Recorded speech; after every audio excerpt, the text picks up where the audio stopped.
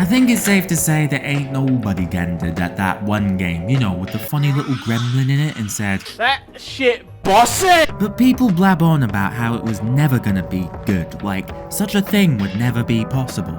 And to all that, I say, who doesn't want to skulk around in the deep dank dark like some nasty creature, then bash heads out with a rocket line?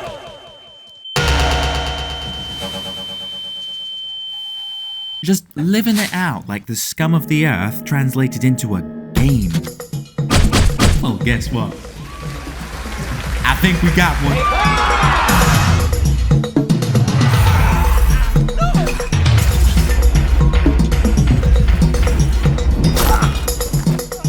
Styx, Shards of Darkness, is a game where, unlike Gollum, you play as Goblin. And it is your job to slip, sneak, creep and slunk through the various themes of nooks and crannies to complete any given objective how you see fit. No! But first, don't go thinking you can approach any of this just like that, because this game will not hesitate to expose you and kill you, then roast you for having come here in the first place. Damn, you are dead meat tiny! Did you stream that? I want a percentage on your best goblin death compilation. Okay. You will die and die, then die again trying to get a hang of this game's systems and sometimes janky rules. That is until you learn one simple form of virtue.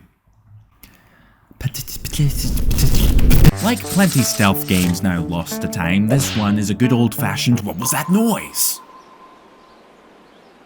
Must have been my imagination. Because this is not an action game, nor is it a mix of both, but it ain't no snow neither. It's called a stealthy baka. And that means with enough you can very much go about all levels leaving shadows and hiding spots piled with bled out corpses, or if you're cleverly stupid,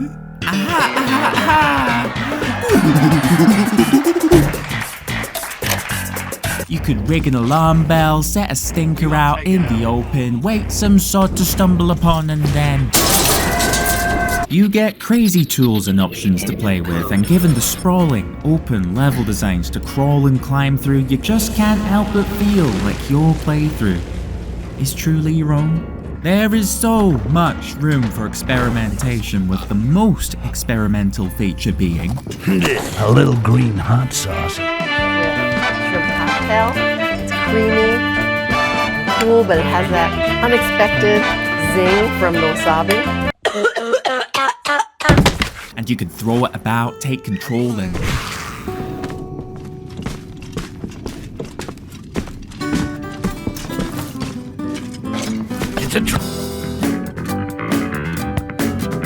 with more use than even I'll comprehend, because every time it's just useful. The game doesn't quite hit the ground running at the start though. The lack of some tools and gizmos leaves the experience feeling a bit like banging your head against a wall for an hour straight. But once you start grabbing all the stuff you find, rack up some points and upgrade, even uncover some secret gear to make use of, and get good, game starts getting pretty good and all. And at that point it all comes down to your sense of utilization, how you choose to play and what tools you want to use. Who did that? Express your inner sneaky rat the way you feel, and if you execute it right, you get rewards. Oh, that's a good one. Just a beautiful product as a whole with great replay value on top. And if you want to hear it from me, I'd say this bad boy earns itself a solid